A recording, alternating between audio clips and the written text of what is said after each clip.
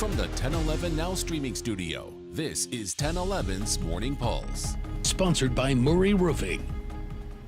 Good morning. This is Craig Allison with your Morning Pulse for Tuesday, July 29th. Our first story this morning is breaking news just coming in. Two of the largest U.S. railroads, Union Pacific, based in Omaha, and Norfolk Southern, based in Atlanta, Georgia, announced today a plan to combine in a $72 billion deal that would create America's first transcontinental freight railroad, this reporting according to CNN.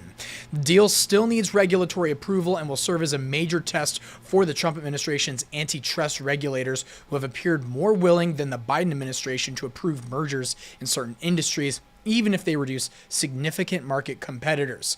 U.S. freight railroads are crucial to America's economy, carrying about 30% of the nation's freight in terms of weight, according to the Bureau of Transportation Statistics. And again, this is breaking news, so be sure to stick with us at 1011 Now for more updates as we get them.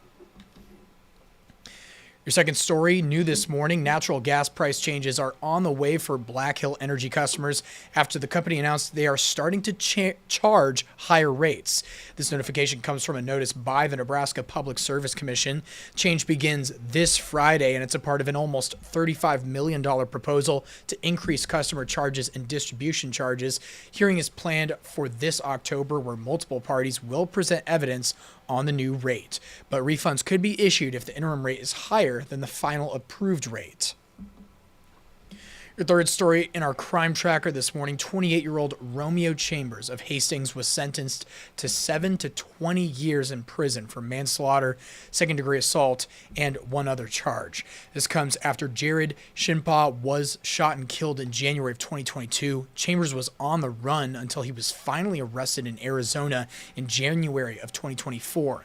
He was sentenced, and after taking a plea deal in April, 4 other charges were dropped in that plea deal. Fourth story happening today, officials at LNK Airport say they're making a special announcement later this morning. While I don't know what it's about, we do know the announcement will take place at 11 a.m. in the airport terminal. We're expected to be there, so be sure to stick with us at 1011 Now for more on that story. Wrapping things up with your final story, a special art exhibit took place over the weekend in northeastern Nebraska, organized by an 8-year-old. Blaine Troutman collected art from several states for the event, and it took place at a senior living community in Decatur and raised money to support the facility. His mom helped pull everything together and says Blaine is a natural helper. That is a neat story right there. And that'll do it for our morning pulse. We'll wrap things up with a look at your 7-day forecast. Weather alert day again. It's going to be hot.